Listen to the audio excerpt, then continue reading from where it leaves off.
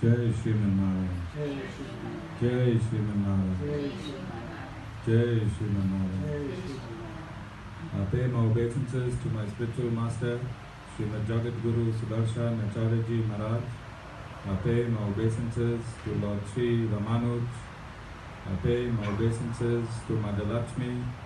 I pay my obeisances to Lord Sriman Narayan. I pay my obeisances to the Purva Acharyas, and I pay my obeisances to the 12 Alvas. I welcome all of you to our Sunday Satsang.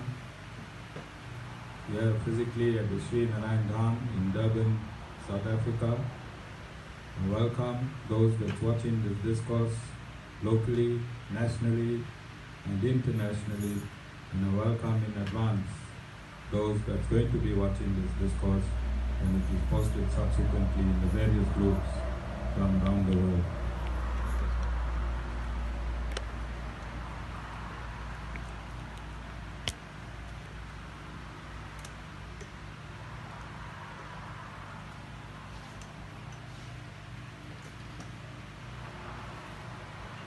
Our topic for discussion on creation continues.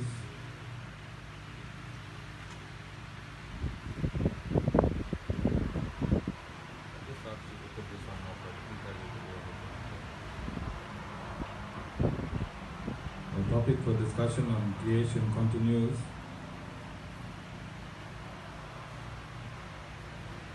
We left off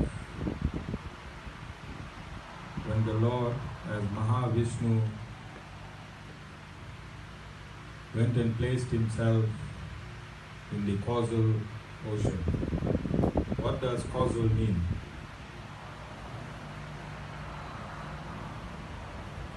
Sita, from what word does the word causal derive itself from? Anyone? Causal. Which is the root of the word causal? Cause. So the causal ocean is ultimately the cause of material creation. And Vishvadhar sent me a question from one of the groups wherein we post our discourses. I just want to run this question by.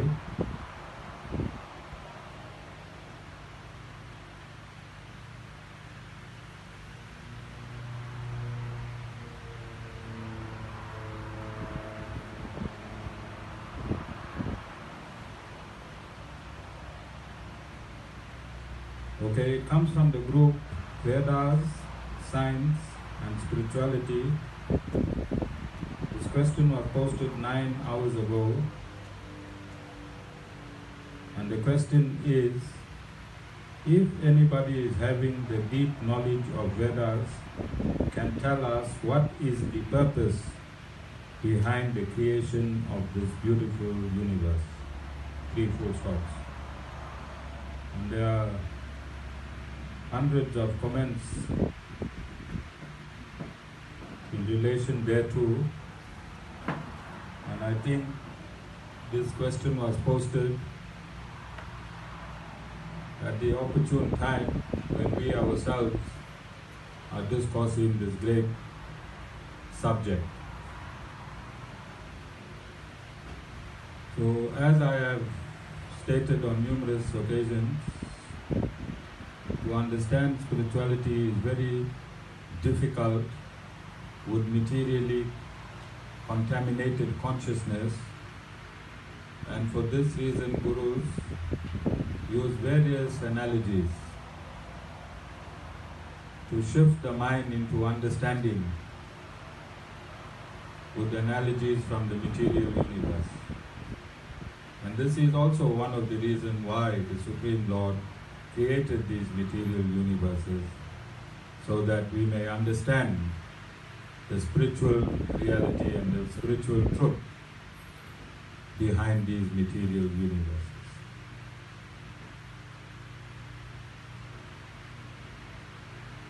Let us take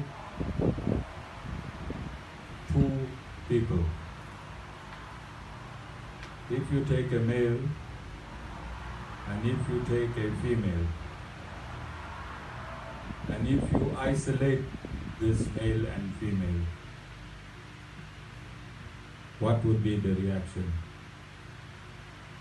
You see? No dirty thoughts. Right? You see? If you take a male and a female, you isolate them, Jai. After some years, what would happen? Won't propagate species. No.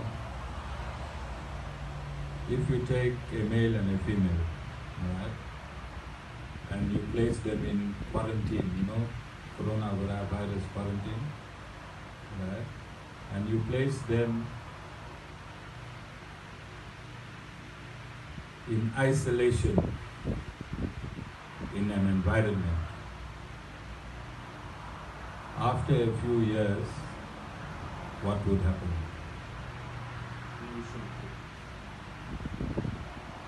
Before creation takes place, you see.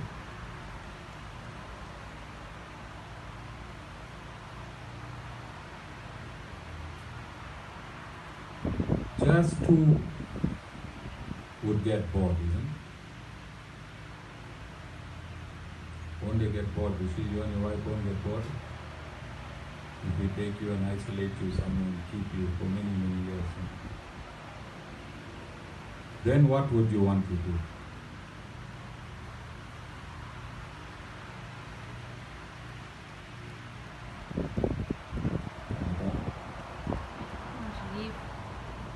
You want to leave. You can't leave, you're stuck there. Might kill each other. You want to enjoy.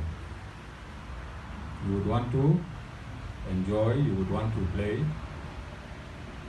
Jay? That isolation is your marriage. All of you get married. And very soon you get bored of each other. Then you want to play. And in that play, you want to create children. You create children so you can have an enjoyment with your children. Why do you create children? Why do you have children? You want to enjoy your children, don't you? Specifically for enjoyment. Then you adopt a few pets. Why do you adopt these pets? For enjoyment. Then you adopt plants and trees, you create gardens. Why do you create gardens? For enjoyment. Ultimately, when you observe that beauty, it fulfills an enjoyment within you. So this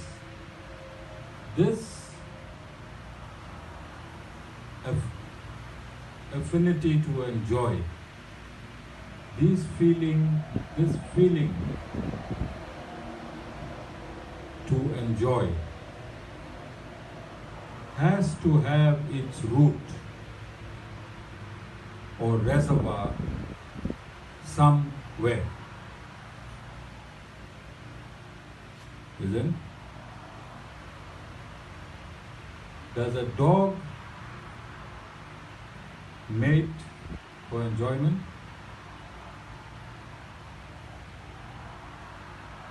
Does a cat mate for enjoyment?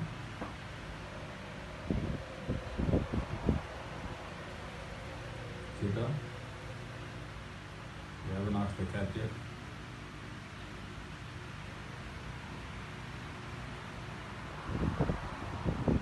plants multiply for their own enjoyment?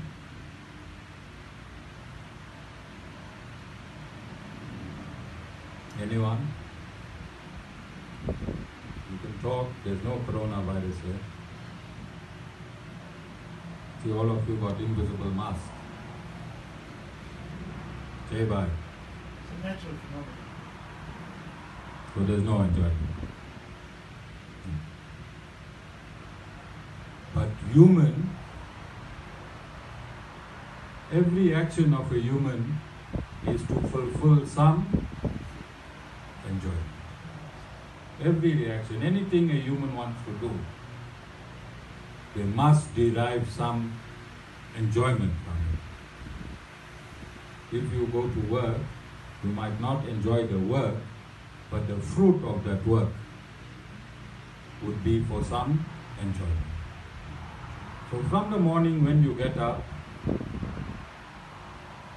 until the time you sleep, every action is for you to enjoy something. You may like what you're doing or you may not like what you're doing, but the end result you do, whatever you do, to derive some enjoyment. So you create all of your actions for enjoyment, don't you? Every action you create it for enjoyment. That affinity that you have for enjoyment, where does it come from?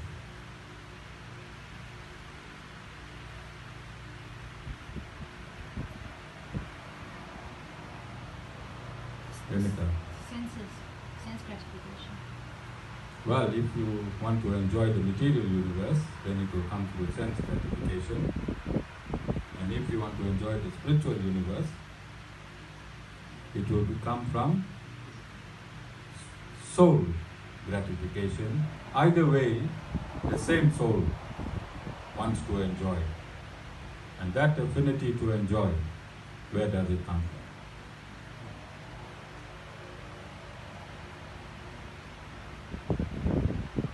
Okay, let me break it down like this. There's no parents, grandparents and grandchildren here. All in the Satsang now. Vishi? You wanted to enjoy. You wanted to enjoy with Bobby, children. Then you have how many children seated here?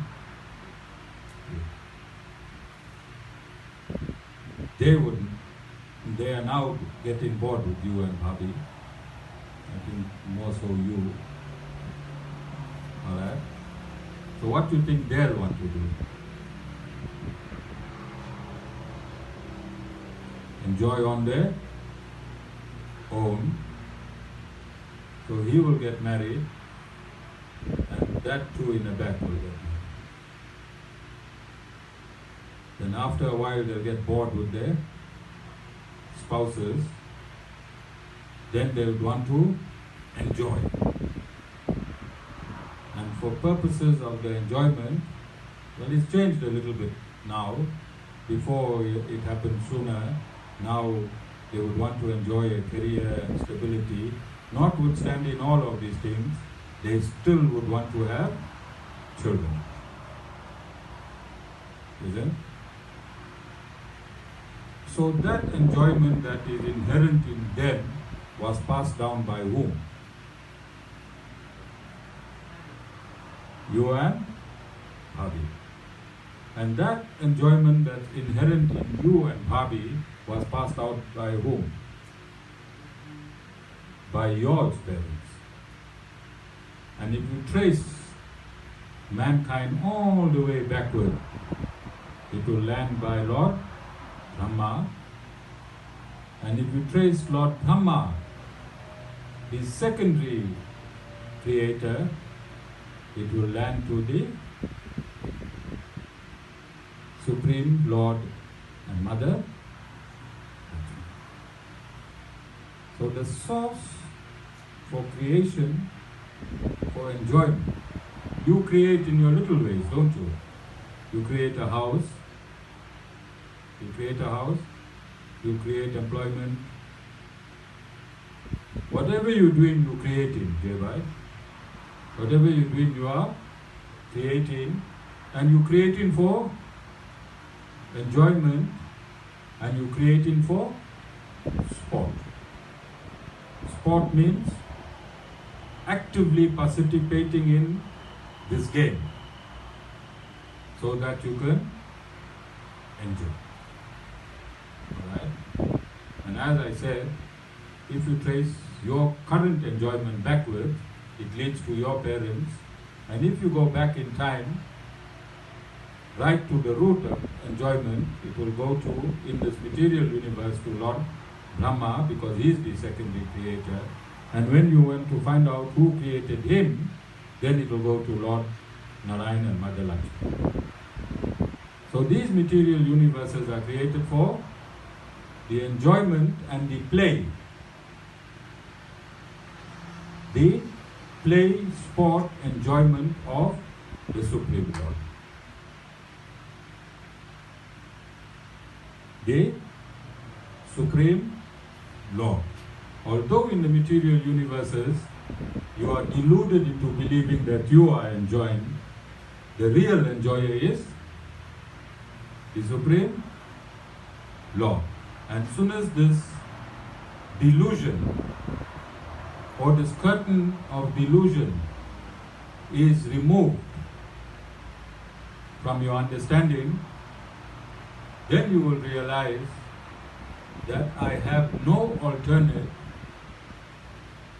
but to become the enjoyer. I have no alternative to but to become the enjoyer. So if you are the enjoyer, then who will be the enjoyer? The Lord. The Lord. Alright? Because you did not create the Lord created you. And the Lord created you for the purpose of Him enjoying. And you being the enjoyment or the object for the Lord to enjoy.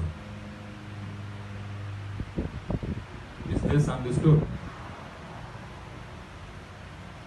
Does it make sense? Why it makes sense?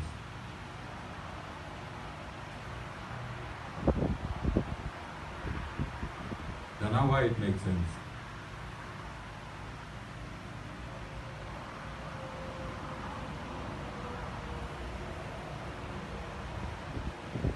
Because this is a natural instinct in you. Isn't it? You want to enjoy. And you are created. You know you are created. All of you understand you are created. And as a created being, you have a natural affinity to enjoy. Then don't you think this affinity should be inherent in the Creator itself? Because you are part and parcel of the Creator. Like yesterday, Dhana's daughter baked a huge cake and many small cakes. All from that one big dough that she, with many ingredients, then she decided to take a big cake and put the big cake in the oven and put the smaller twin cakes, cupcakes, individually. Alright? So these individual cakes had the same ingredients that this huge cake had. It tasted the same, and everything in it was the same, but they were individual cakes as compared to this one huge cake. You understand? So the Supreme Lord is this substantive being, and we are His modes. We are His attributes. The living entities are the attributes of the Supreme Lord. And if you trace the attributes backward, ultimately it must have the same substance as the Lord Himself. And all the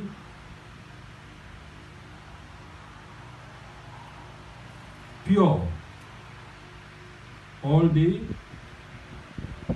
symptoms that the Lord exhibits must also be found in His particles.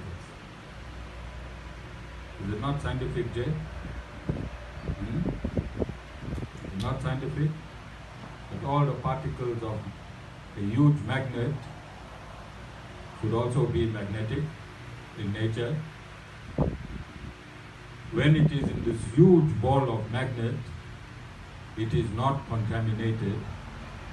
But when you break a piece from it and break it into smithereens and throw it into the mud,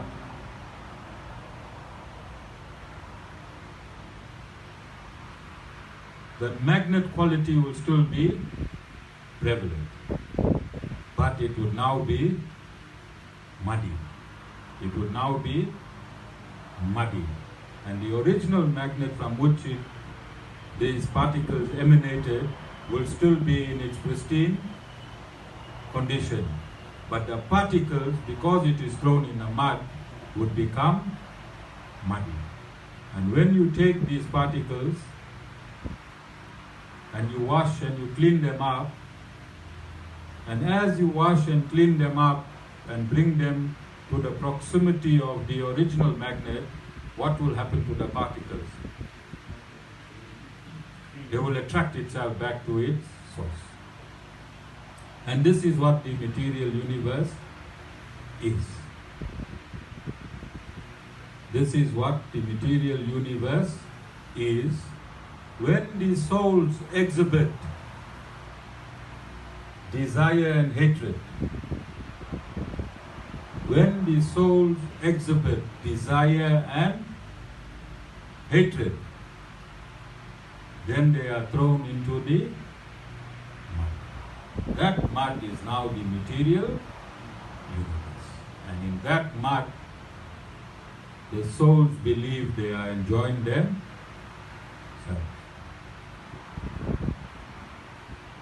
This is for how many years you believe you are enjoying yourself? Somebody misinformed Vishvadhar. Rishi, there is only one enjoy. That's a question. Yes. If the souls are spiritual in nature, why do they exhibit hatred? Because something spiritual shouldn't have hatred in it. Well, they have independence. They have independence. And it is the innate nature to have symptoms of desire and hatred.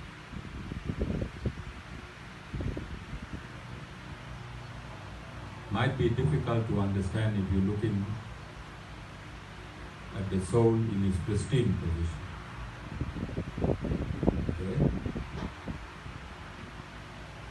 Okay? Let's try and come down to what Amita is saying. Let's understand that material creation and the spiritual reality, the material dimension and the spiritual dimension is existing simultaneously. Is existing simultaneously. On one side, the soul is wearing bodies of Suddha Sattva, and on one side, the souls are wearing body of the 5 elements. One side, Suddha Sattva. Suddha Sattva means spiritual bodies. Spiritual body, I told you, the closest we can understand a spiritual body is a body of light. A body of light. Okay?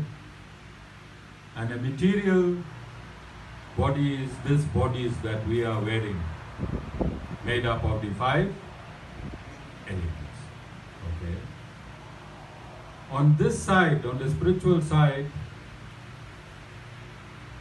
whatever is existing in the present.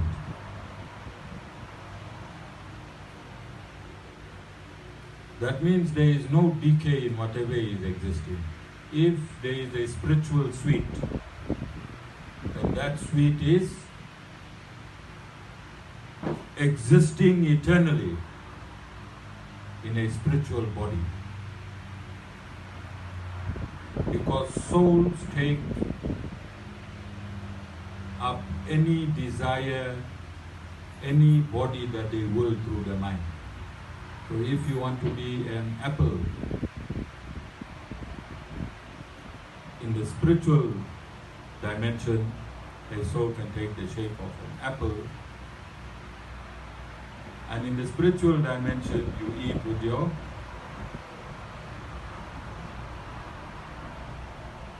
nostril.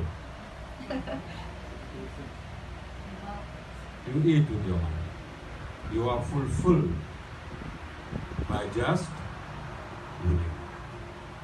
You are fulfilled by just living. Are you understanding? So nothing can change in the spiritual dimension. So if you're an apple, you're an apple. Your age is the same every day. How, Jay?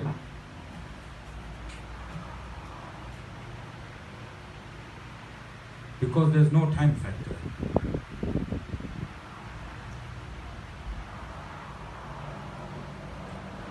There is no birth. In the material universe, there's birth, youth, adult age, and death. But the soul in that body remains unchanged. Because time does not affect the soul that's in the body. That is why all of us are of the same age. Every soul is identical.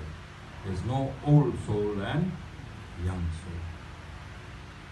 There's only a realized soul and an unrealized soul. There's no male soul and female soul. The soul is simply a spark of life that is in every living entity.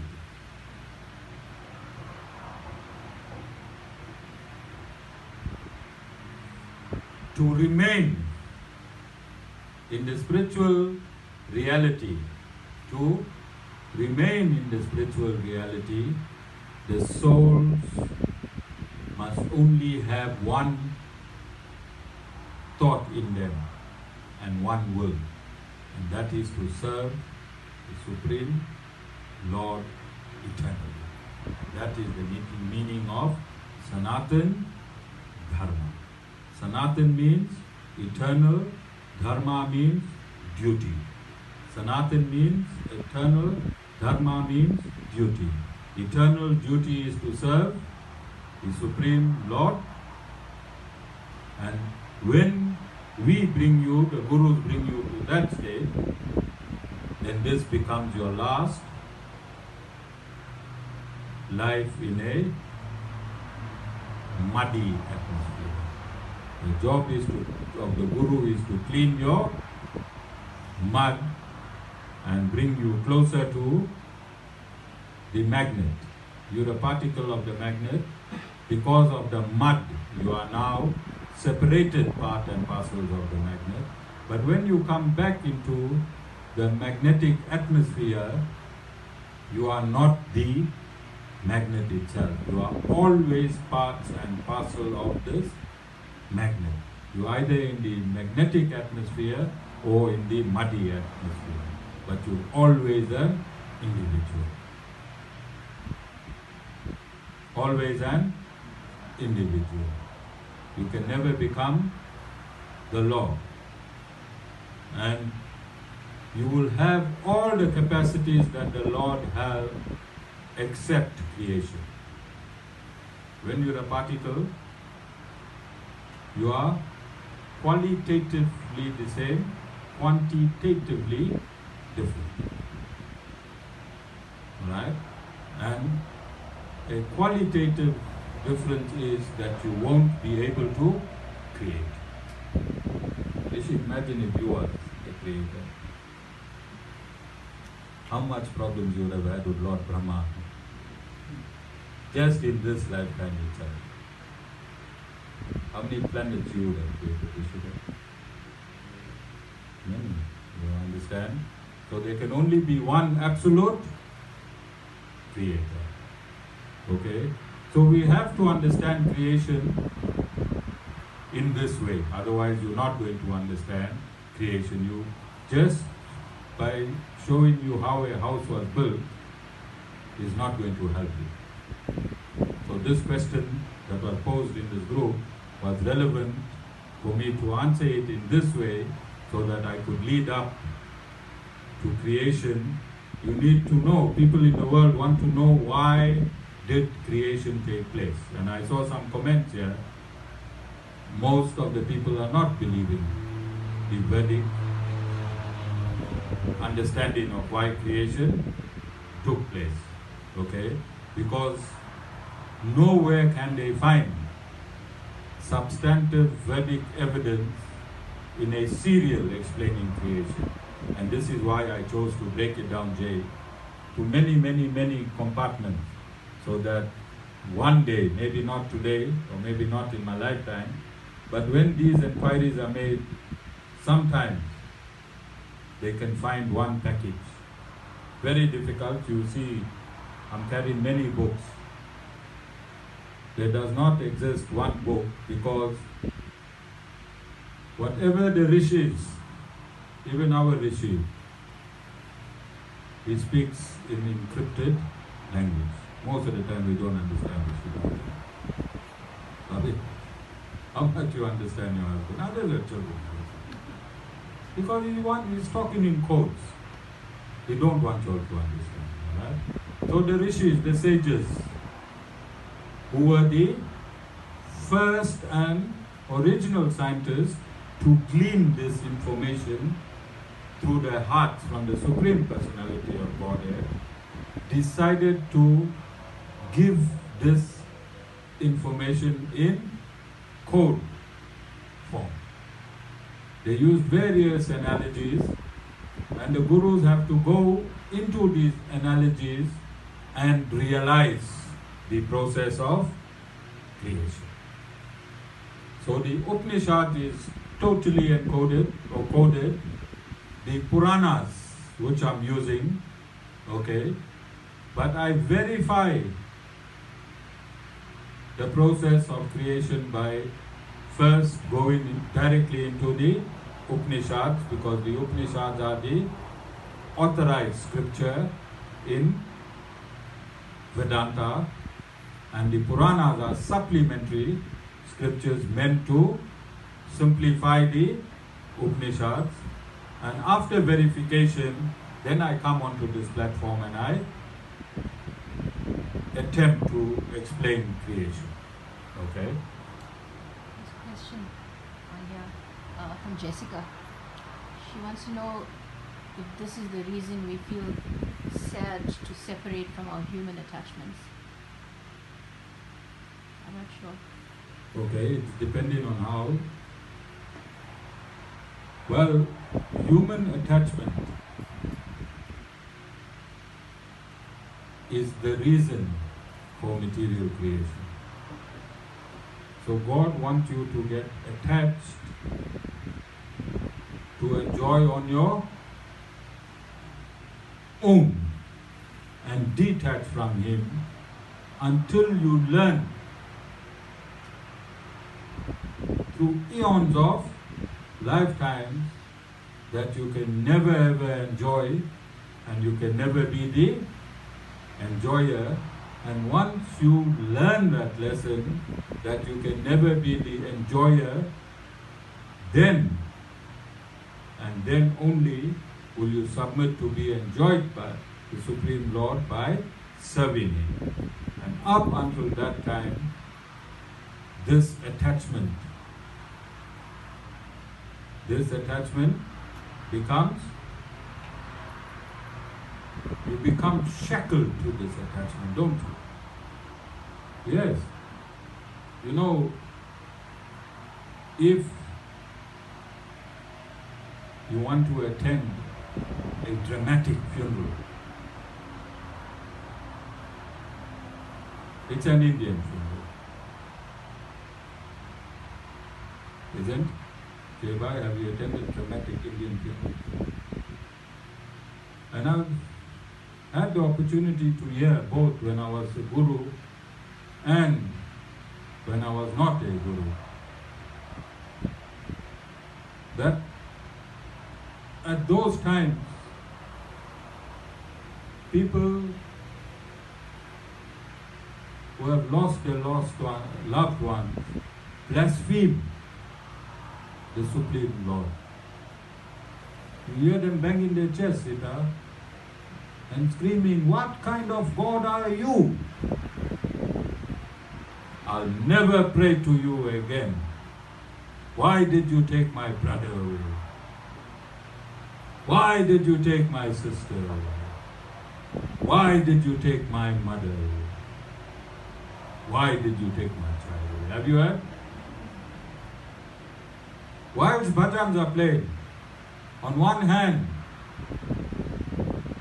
hand you got people singing and invoking God, and due to your attachment becomes greater than the Lord in. And this attachment in the process of creation, these are ingredients that Lord Brahma mixed when he was creating the material atmosphere. And you get a proportion of this attachment as per your previous karma. Okay? So this background, remember your family, husband, wife, brother, sister is only for this lifetime. You see? Next lifetime, another wife, another life. Alright? Depending on, if you listen to the Guru, no wife, you go straight to Lord. Alright? So it is futile banging your chest and crying, Sita, and fighting with the Lord. You wrote your own game. Lord allows you to write all the small games. Alright? Anyone on computers here who knows computer? When you write up your program, you all know how to write programs? Who knows how to put your hands up? Only you. Okay, you know how to write a small program? Then you take this program that you wrote and you integrate it into a bigger program, don't you? Your individual program, you integrate it into a super program. Yes, similarly, each living entity is the writer of his own program, and what God does, He synthesizes all these programs and separates you into families, into societies, into countries, and into continents, and into the 14 planetary system. But the program is, you see, yours. each soul has the individual capacity to program his or her own life. Each soul, and that's the beauty of the Lord. He can never take blame. The Lord can never be called cruel. The Lord can never be called cruel. Why? Nadira, you wrote your own program. You wrote your own program. Today, Lord Narayan is going to equally shower his blessing on each and every one here.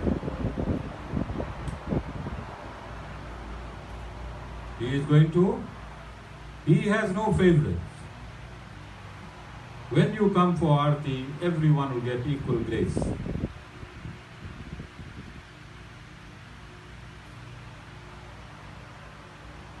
Your reception, how you receive the grace, will be in proportion. The rest will just follow it. Some of you might get 1 atom, some of you might get 50 atoms. It just depends on what consciousness you feel. It depends on how true you are to yourself, to the system, and to God Himself. Okay? Everyone got a blank check. Everyone got a blank check. Isn't the Lord beautiful, Jay? Everyone here seated here today has got a blank check. You can fill in your own amount. Rishi already passed the 6-digit figure. Is moving. Is moving. Alright? You understand? So, the Lord is the creator of this entire universe, and you are the creator of your individual universe. All the individual universes, that is you, becomes the destiny for the ultimate universe that you live in. Understood? Everyone? Amita, no more questions? Okay. So let's go to the second stage of creation. First stage of creation, let us understand the Lord to the best of our ability. And this is the reason. Is it stated that the Lord made man in His own image? Is it stated? Yes. Right. If the Lord made man in His own image, it means at this evolution of the species, understanding the Lord can be possible because it's His image. You can synchronize and you can understand, okay? Because a cat won't understand, a dog won't understand, a fish, a bird, a tree, a lizard, a snake won't have this capacity. Only those that's made in His image will have a understanding of who He is. Okay? Amita, I need your help here. How many living entities inhabit a body? Just one. Oh, you mean? Amita, as a doctor, I need your help. Millions. Millions, Jay? In what Over. form? Organs, tissues, cells. Bacteria. No, we go into living organisms. Are there living organisms in our mouths? Countless, can only be seen through a microscope. They are alive. They have a lifespan, Anita, along our alimentary canal, our respiratory canal, Everywhere. our excretory canal. They are living. You think there's any different from you, the soul that's inhabiting this body, as the soul and that bacteria?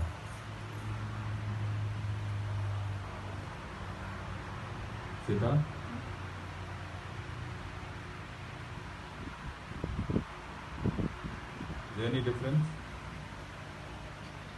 Are there millions of living organisms in our body? Who is the legal owner of this body? Or the legal lessee or lessor? Lessee or lessor? Lessor. God is the... God leases the body to us and we become the less. So who's the legal lessee of this body? The individual soul. The individual soul is the lessee of this body. Through that individual soul, this entire body is animated.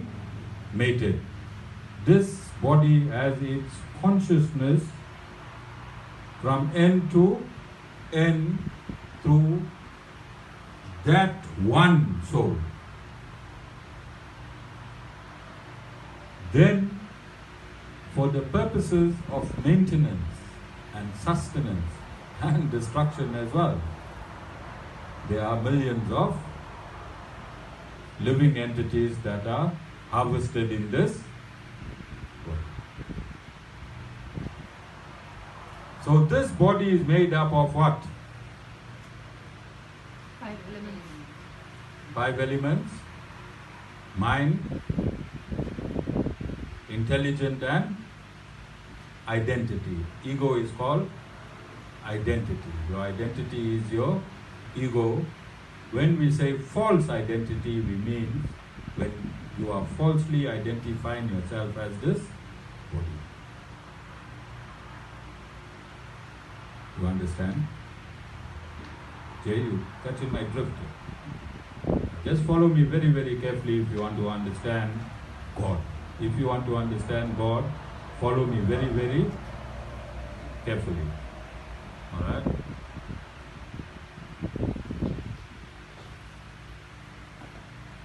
This is the first transformation of Lord Narayan Vasudeva. Right? First transformation of Lord Narayan Vasudeva. If you want to understand God, and we said if God made man in his image, firstly it is to understand him. That is why we are made in his image. Understand it so far. Alright? What makes up your body? And the millions of souls. Where you are situated?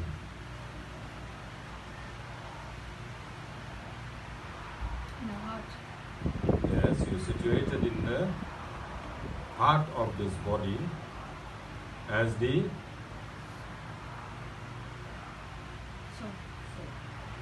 authorized soul to rent this body. Let me just... You are the authorized soul to rent this body,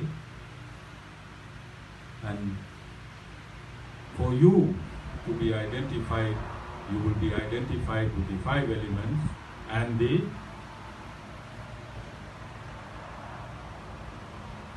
infinite amount of souls in you. I don't think it can be counted, or it may be you can count it, alright? But for now, we'll say a huge amount of other souls make up your body. A huge amount of souls and material nature make up your body. You are lodged inside this body, J. You are launched within this body, and covering your entire body is living entities and material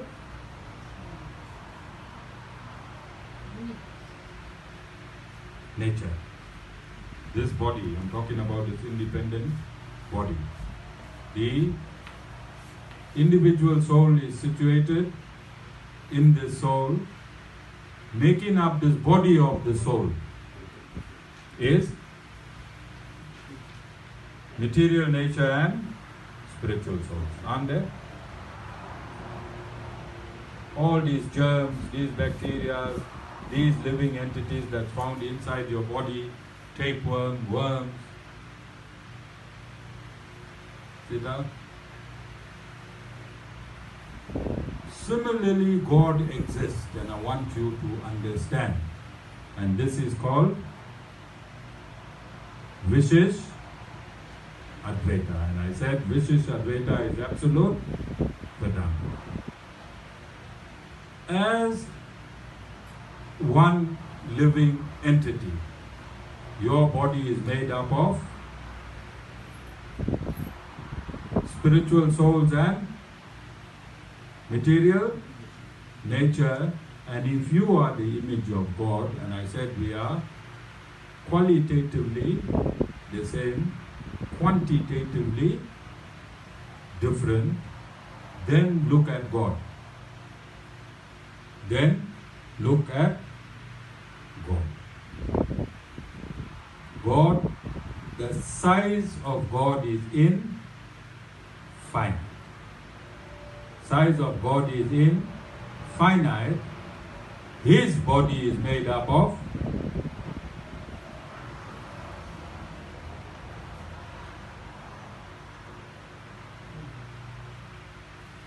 %75 of absolute spirituality, 25% of material nature.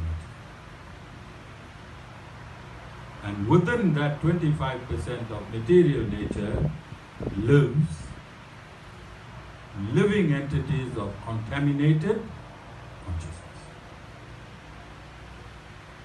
So we are always existing as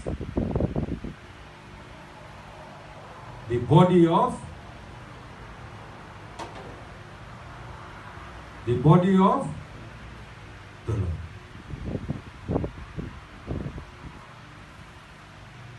Very difficult? Is it difficult to understand? Shakun, you getting lost? We form the body of God, like how this body forms our. This body is made up of material nature, it forms our body, and inside this body also lives. Rosita and Hemita can't say you have no children. There's millions in there. You can start naming them, Sita. You can start naming. Sometimes they talk to Sita. Sita knows. Sita, the children worry you. You understand, Injay? Difficult to understand a spiritual concept with a materially conscious mind. So this is why I want to take it slow. Because if I take it fast, then I'm only teaching myself. I'm not here to teach myself. Okay? So we want to verify. We want to verify what I have been stating. And in order to verify absolutely what I have stated, then whose word must corroborate what I said? The Lord. Lord himself.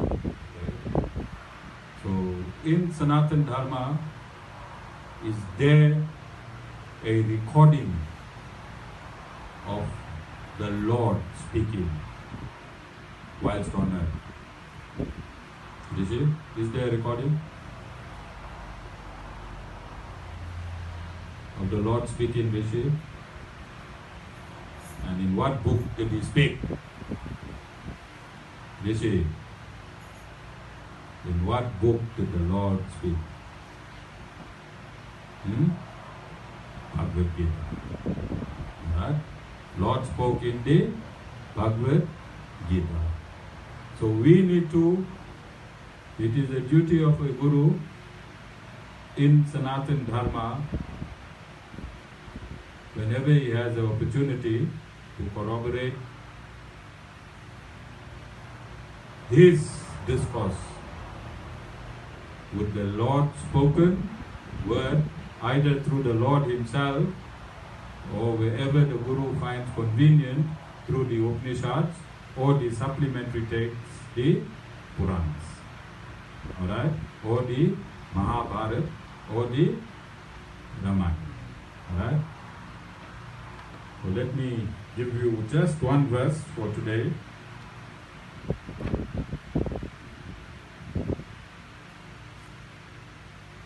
Chapter 11,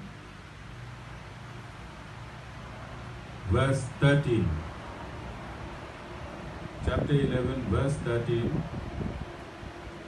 There, in that form, Arjuna beheld the whole universe with its manifold divisions gathered together in one single spot within the body of the God of gods. Okay, I'm going to read it again. Chapter 11, Sri Ramanuj Gita Bhashya, verse 13. There, in that form, Arjuna beheld the whole universe with its manifold divisions gathered together in one single spot within the body of gods of God. Okay. So, for those of you that do not understand, this conversation took place at the Battle of Kurukshetra 5,000 years ago, right? Okay. And Lord Arjuna asked Lord Sri Krishna to show him his universal form. And Lord Sri Krishna showed Arjuna this universal form. And where are the universes situated, Jay? I read this verse where it is stated that the universes are situated on one single spot on the body of the Supreme Personality of Godhead, Lord Sriman Narayan. So, whatever space there is,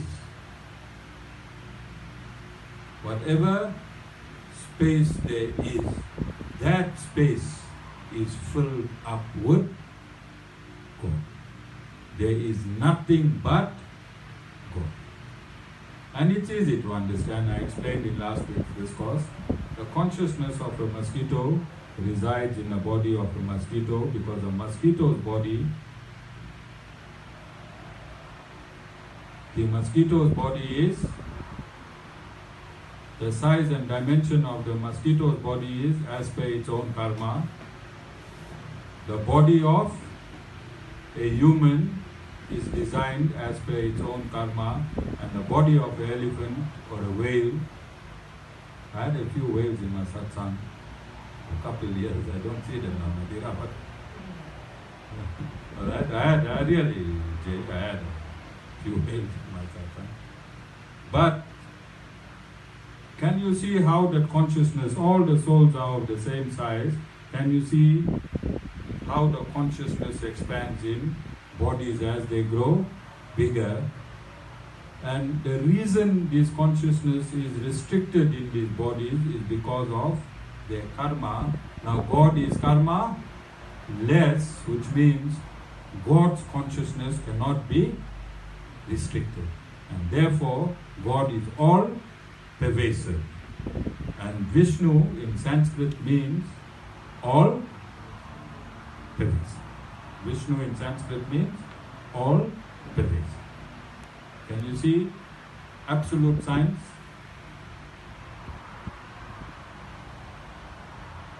This theory of creation cannot be rebutted by modern scientists. Why?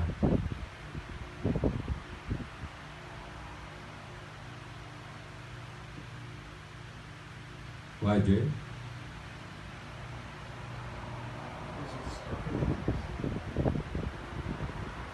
To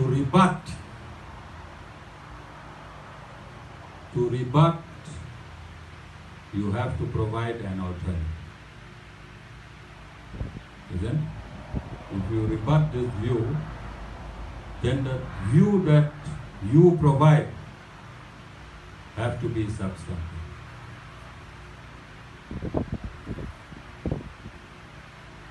This absolute science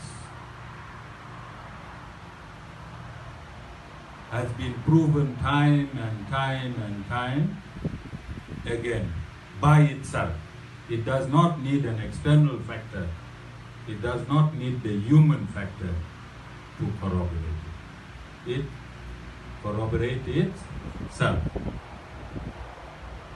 So the coronavirus, you think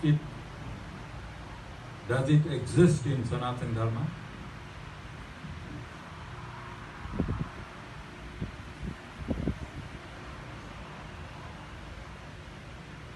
No, Rita? What is the corona? Rita? What is the coronavirus?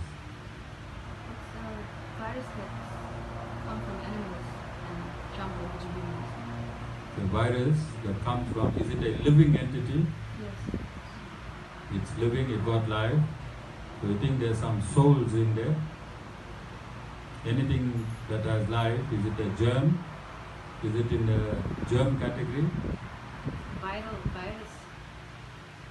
Not, yeah, I suppose, yeah. Okay, ultimately it's a germ. And all germs have life. So this life took its birth. Measles, you heard of measles? Measles also got life. Sanatana Dharma has prepared itself adequately for measles. You think keeping slingerberry leaf in a house, rubbing yourself with turmeric is stupidity? It is absolute science. It is absolute science. When we say don't enter a room, when somebody got measles, take your shoes out, then people mock Sanatana Dharma. Don't they? What is the scientific reason for leaving your shoes out?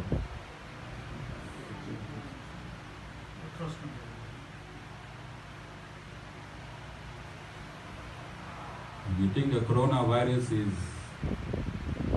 another virus like measles, like smallpox, something that has to have a karmic influence in this universe? You understand? We said all illnesses and all misery. Is the coronavirus a misery or not? We said all misery is due to your own. You wrote your own. What I said just now? You wrote your own program. Alright? So when you write your program, then the Creator has to supply the effects. The Creator has to supply the effects. What is the opposite of what I'm going to say?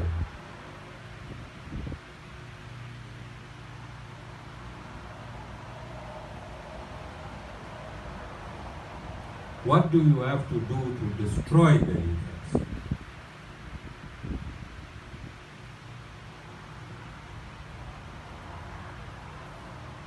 How do you unkarma yourself, if there is such a word there?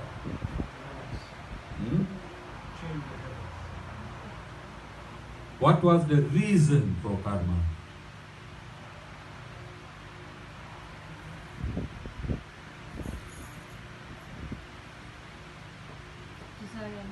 Your disassociation with the Supreme Lord is the reason for all karma.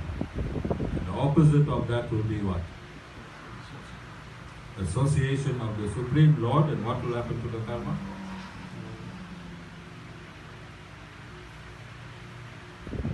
Okay? Make sense? Your karma is your arrears. Is your arrears. You have a lot of arrears, who you must see? Debt, counselor. Then he puts a hold on all your accounts. And he tells you pay there, and pay there. When you have arrears, because you have arrears with God, Rishi. And when you meet your Guru,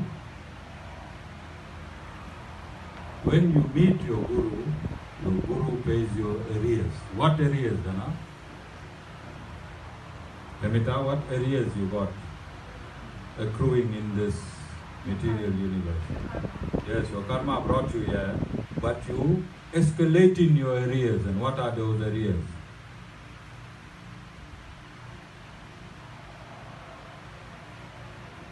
Creating more karma.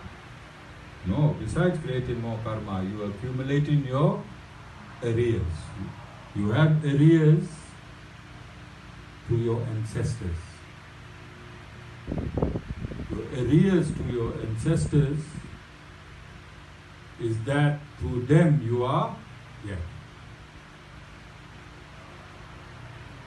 You have arrears to the cosmic administrators.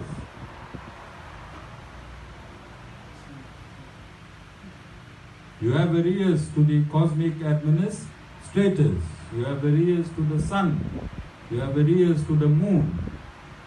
Don't you?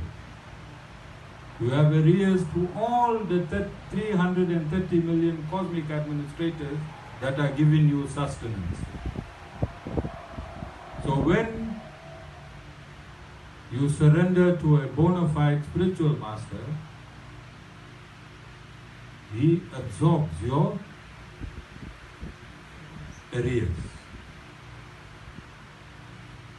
And as per your 100% surrender, you are arrear free and karma free. So what will happen to all your miseries in this material universe?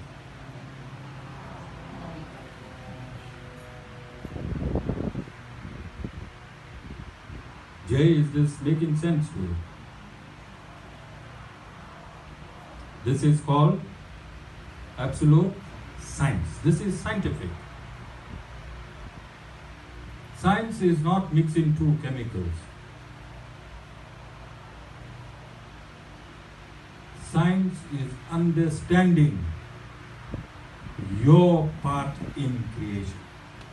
That is absolute. If you understand your part in creation, let God mix the chemicals. Why you want to break your head mixing chemicals? From now until the next 55 trillion years that's left in this cycle of creation, you can mix any amount of chemicals. You'll never find the truth. Why you want to break your hair? Okay, bye. Just surrender to God. He'll mix all the chemicals. Understood? So, this part of the discourse is corroborated. My main idea of this discourse was that as I'm attempting to make you understand creation, it would be useless if I do not do it together with making you understand the Creator. Because if you understand the Creator, then you can understand His creation. And the reason the Creator gave us this information is for this reason only. Once you start understanding creation and the Creator, J.Y., what would happen to your material consciousness? It will start diminishing, and in proportion to the diminishing of your material consciousness, it will increase your spiritual consciousness. Or else God would not have given us, notwithstanding in encrypted form, how this universe was created, and His status and descriptions of it. He would have not given us. No science can give you information if any facet of that information is useless, because science is absolute. So every sentence that's in the Vedas has to be proven to be absolute. Okay? Different gurus from around the world will try and explain as per their culture, as per their devotees, as per their circumstances, and where they are placed in time. But ultimately the answer is supposed to be the same. All of you understand? Okay, Anita? You can, Jai Shri Narayan, you can end this discourse. I just want to talk about